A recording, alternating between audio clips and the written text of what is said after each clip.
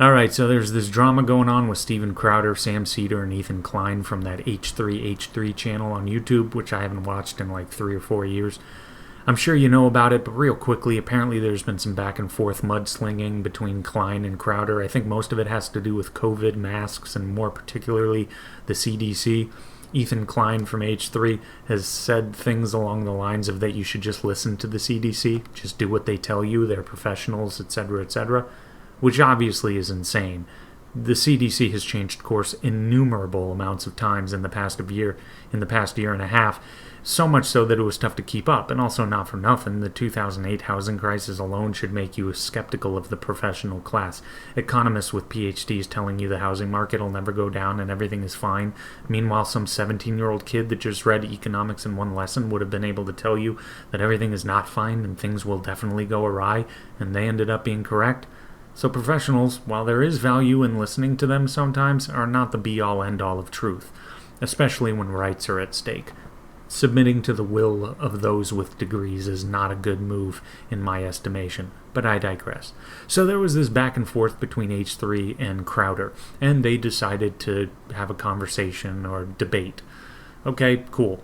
Now I think it was near the beginning, before they started really debating, that all of a sudden H3 brings on Sam Seder, who apparently is this pure golden pillar of knowledge and rhetorical skills that will eviscerate anybody and anyone in any debate. That's at least how a lot of people are talking about him, which is weird, because although I don't regularly watch his stuff, I've seen a good number of his episodes and his videos, and he just was not the most impressive person in the world to me. He pulls a lot of the same tricks and punches we've all seen before. Granted, he speaks well, he's articulate, he knows a thing or two about what he's talking about, but he is not someone that should leave you shaking in fear by his presence. The videos I've watched of Seder, I find myself thinking to myself of a lot of the things that I would say to him to push back against his narrative. It's not much beyond what you've probably already heard. Now, something interesting to note. I was watching one of Sam Seder's most recent videos that's on your screen right here, talking about this little incident between him and Crowder on the H3 podcast. In it, Sam Seder said something I agree with. Seder basically said that if he were Steven Crowder, the way he would have handled this is he would have said to himself, look, you've had your little fun, you bushwhacked me, I find this to be petty and silly and it shows how juvenile you are, Sam. But now that you're here, let's do this, I'm going to pull you apart. Okay, so that's what Sam Seder said he would have said if he were Steven Crowder in this situation. That raises the question, why would you have said that to yourself? Why did you envision yourself saying this to you? Perhaps because that's a bit of an admission. You recognize that what you did was petty and silly. And as you said, it shows how juvenile you are. For example, if I kept asking Sam Seder to debate me, I am positive he would not answer, and if he did, the answer would be obvious. It would be a no. My audience, as Libertarian Rants, as much as I appreciate every single one of you, and I can't overstate that enough, my audience is basically nothing compared to him, especially numbers-wise. I have an audience of a little over 1,000 on my absolute best videos. I think I have one video that's north of 5,000. He would say no, and I would completely and sincerely understand why. That makes sense. I'm self-aware enough of my own influence, quote-unquote, to know that I would legitimately be a waste of his time.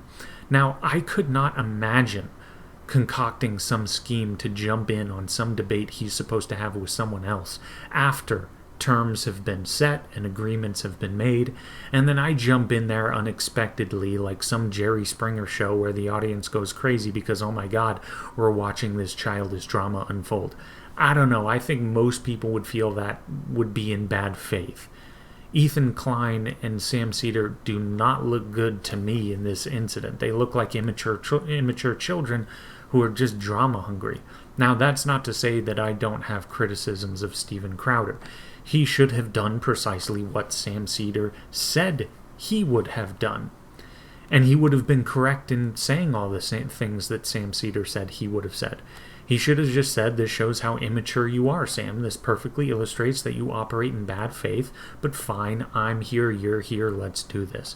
That's what Crowder should have done. Because again, I don't understand why people are speaking of Seder as if he is this unstoppable force of pure logic and reason that no one can go up against. From what I've seen, he makes the same old tired arguments that are easily refuted.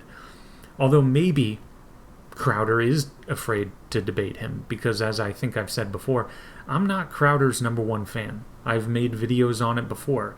His appearance, for example, on Joe Rogan's podcast some time ago, where he said he didn't care about the marijuana issue. I take a little bit of an issue with that stance. You're all about natural rights, you say, Crowder, but what's more an affront to natural rights than throwing people into cages because of a plant that makes you feel funny? You don't have to be a marijuana user to care about that, which describes me, for example. I don't smoke it, I don't consume it, it plays no role in my life, but I care a lot about people's lives that are ruined because of its illicit status.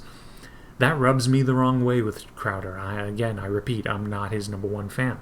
I also remember a Change My Mind episode that frustrated me when Crowder was debating a self-avowed socialist, and he just did not do well. The socialist won that debate with arguments that should not have been the knockout punches that they were to Crowder. I am not a big fan. He should have handled this differently. Although at the same time, he does have every right, and he's not wrong to say that this was in bad faith. He should have said that he didn't appreciate having these punches pulled on him. He should have said that he doesn't want to be the centerpiece of this little drama that they created around him. So goodbye. I think that there's legitimacy in that. But Crowder comes across as nothing if not confident on his show. So have the confidence to debate Sam Seder. Again, a guy that, as far as I can tell, isn't that impressive. But on a side note, I hope maybe one day I'll have half the views and subscribers these people do. That way, when I actually call people out like this, it actually matters, because who am I kidding? I'm self-aware enough to know about my own, quote, influence again, to know that I legitimately do not matter to these people, and I understand why. I'm not under some self-deluded perception of myself. But one last thing I wanted to mention real quick is there are a lot of people criticizing Steven Crowder in what I would consider to be kind of a disingenuous way. They'll say, well, his Change My Mind segments are basically the same thing as this. He tries to pull this punch on people and he tries to spring a debate on them. But not really, if we're going to be fair about this, not really, because that's a voluntary interaction. I mean, those people probably, #1, know who Steven Crowder is, and even if they don't, he's sitting there in a chair in front of a table with a big sign that says, "Change my mind, here's the topic." They come up to him voluntarily, and before they start the segment, he explains kind of the rules and how it goes. He does a lot more for them than what they did to Steven Crowder here. So that's just one of those things where a lot of people are saying it, and the way I'm looking at it, that doesn't really seem like an appropriate criticism to make of Steven Crowder. And that's not to say that there are no criticisms to make of him, as I've already criticized him in this very video. But anyway, that's all for now. Like, subscribe, share this video, and try and convince people to sub to me, so maybe one day when I actually call people out like this, it'll actually matter. But anyway, take it easy.